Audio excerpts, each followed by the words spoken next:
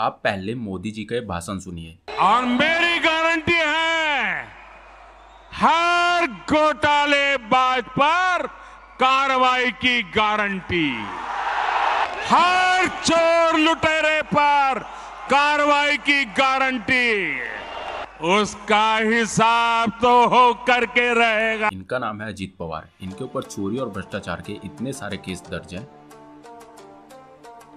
आइए जानते हैं क्या है इनके और बीजेपी के बीच का संबंध और क्या है बीजेपी का दोगलापन।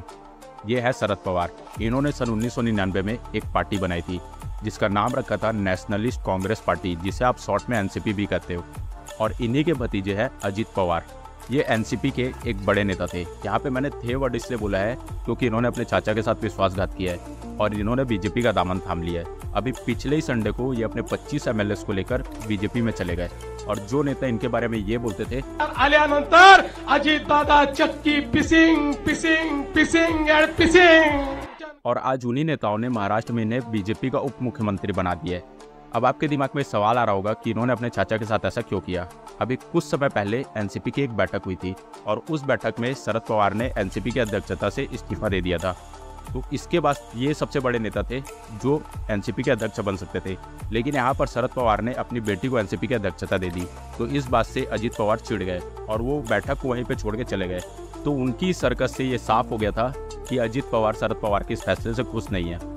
आपको ये बात जानकर हैरानी होगी कि शरद पवार खुद बीजेपी में शामिल होना चाहते थे। उन्होंने बीजेपी को ये तक बोला था कि अगर आप मुझे राष्ट्रपति बना दे तो मैं एनसीपी को बीजेपी में मिला दूंगा। आप यहाँ पे माइंड गेम को समझो। जब चाचा और भतीजे दोनों बीजेपी में शामिल होना चाहते थे तो भतीजे के बीजेपी में शामिल होने से चाचा को मिर्ची क्यों लग रही है? तो इसका एक सिंपल सा आंसर है कि शरद पवार उस समय अध्यक्ष थे और उनके हाथों में पूरी पावर थी। अगर वो बीजेपी में शामिल होते तो अजीत पवार ऑटोमेटिकली बीजेपी में शामिल हो जाते, लेकिन यहाँ अजीत पवार अकेले बीजेपी में गए हैं तो उनके साथ जितने विधायक थे वो भी ऑटोमेटिकली बीजेपी में शामिल हो गए। तो इससे शरद पवार कमजोर हो गए और उनकी पार्टी टूट गई है।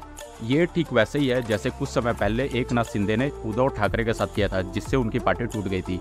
और सबसे शॉकिंग बात यह है महाराष्ट्र के लोगों के लिए कि आप 2024 के चुनाव में किसी को भी वोट दो, लेकिन वहाँ पे सरकार बीजेपी की ही बनेगी। और यही बीजेपी का सबसे बड़ा दोगलापन है कि वो सभी पार्टियों को अपने साथ में मिलाते जा रही है।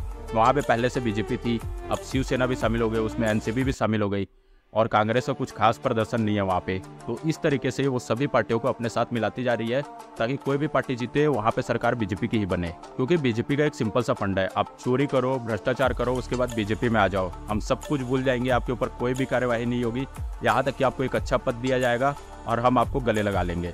आप जब तक विपक्ष में हो तब तक आपके ऊपर ऐसी बयानबाजी होगी, जैसे ही आप पक्ष में आ जाओगे सब कुछ भुला दिया जाएगा और आपको गले लगा लिया जाएगा। एक ओर आप पब्लिक को ये बोलते हो कि हम सभी भ्रष्टाचारियों को सजा दिलाएंगे और वहीं दूसरी ओर इन्हीं से अपनी सरकार चला रहे हो। तो इसको दोगलापन नहीं बोलेंगे तो क्या बोलेंगे? Thank you guys. अगर आपको बीजेपी का ये प्रोपेगेंडा समझ में आया हो तो कमेंट में वंदे मातरम लिख देना। जय हिंद।